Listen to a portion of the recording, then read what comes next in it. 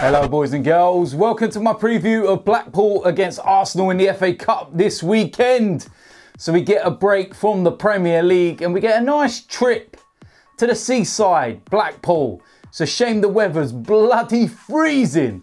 Last time I went to Blackpool, they were actually in the Premier League and it was right at the end of the season. I spent the weekend there and the weather was absolutely beautiful.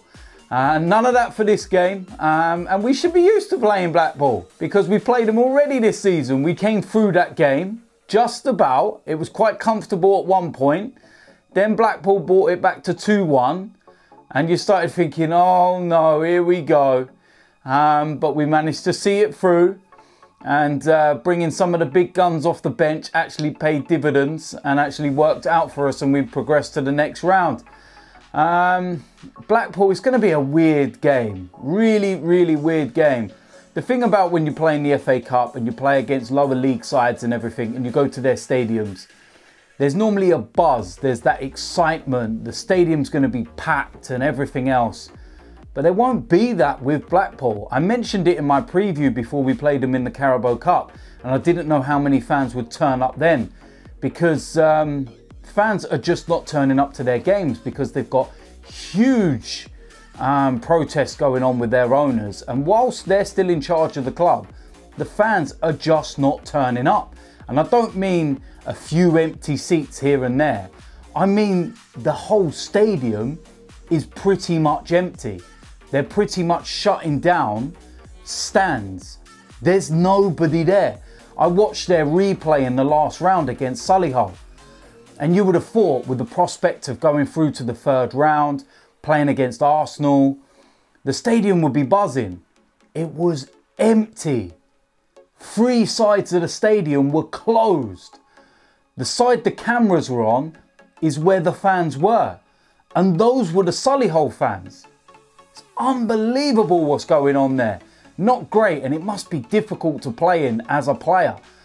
So, you know, hopefully that's an advantage for us. And, you know, with the fact that we're going to probably play some of the fringe players, young players, maybe not having a hostile atmosphere with, you know, the home fans on top of you, might actually be a good thing for some of the youngsters. And it might not faze them as, you know, badly as when the stadium's packed and everyone's, you know, pretty much up for it.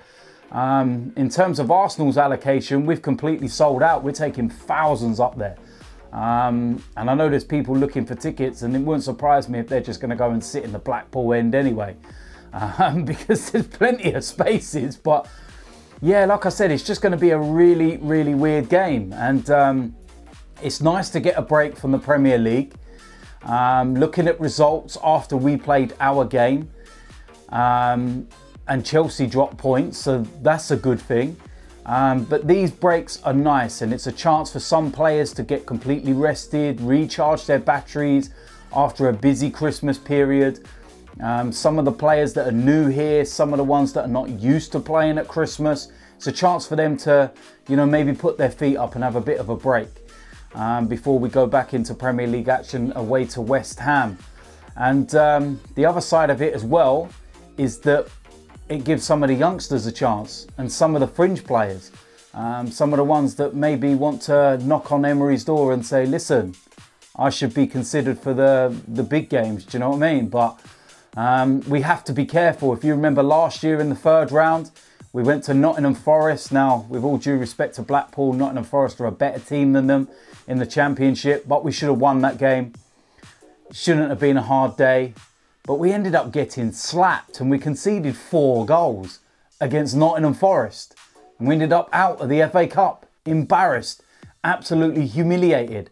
And I don't want to see none of that again. So it has to be professional. I do expect a lot of changes.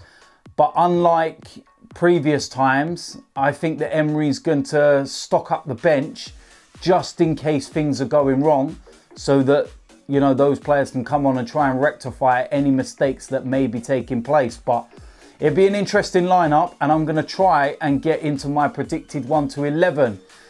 So starting off in goal, Cech, and this is probably one of those decisions that's quite easy.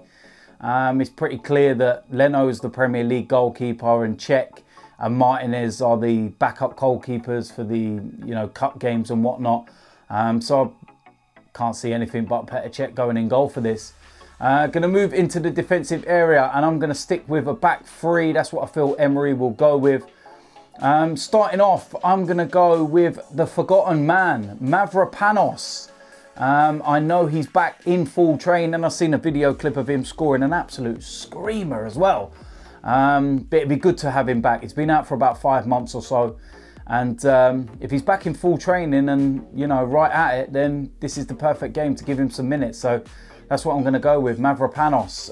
Alongside him, I'm going to go with the young lad, Cech Medley. Been singing his praises a lot lately, and this is the perfect opportunity to see him. And that's exactly what I would go with.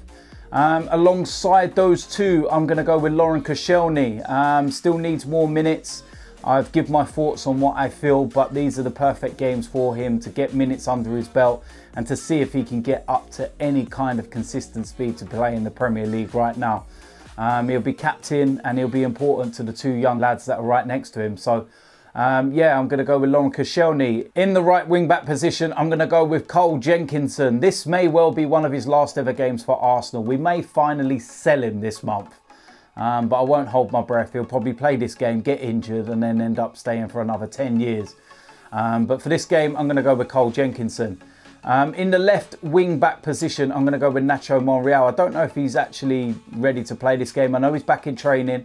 I don't think Kolasinac will be, risked or anything. But I don't think we have any other choice, to be honest with you. So I think maybe Nacho Monreal and get some minutes under his belt. I'm going to move into the central midfield areas. First of all, Mohamed El Neni. How long will he be at the club? I feel that he'll be here for the remainder of the season, but he may well be gone in the summer. Model professional, works really hard, doesn't moan, gets on with his job, and it's the least he deserves to play in these kind of games. So Mohamed El Neni. Alongside him, I'm going to go with another young lad, Joe Willock. Been very, very impressed with him when he's come in the side, especially in the Europa League games. And I feel that Guendouzi maybe needs a little bit of a break at the moment, so it's the perfect time to give him one. Not going to risk Xhaka and Torreira or anything like that, so I'll have the young lad Joe Willock. Going to move into the attacking areas. First of all, I'm going to go with Aaron Ramsey. Maybe one of the last games that he will play for this club. It looks like he's going to stay till the end of the season though. But from the news that's coming out today, he's signed a pre-contract agreement with Juventus, a 5-year deal. And quite gutted in a way. Sad how it's ended. But he's a model professional. He'll get on with his job. And I'll have him in there for this game. Alongside him, playing out on the flanks and, causing problems, I'm going to have another young lad, and that's the 17-year-old Xhaka. Very impressed with what I've seen of him so far. Made his Premier League debut the other day. Didn't really have a lot of time to make an impact, but this is a perfect chance for him, and that's exactly what I would go with, and that's the young lad Xhaka. Up front, as the main striker, I'm going to go with Alexandre Lacazette. Now, that might seem a surprise to some of you, but I feel that given the fact that he's been playing a lot of games recently off the bench, and when he does start, he only gets about 65, 70 minutes, I feel that he's got plenty within him.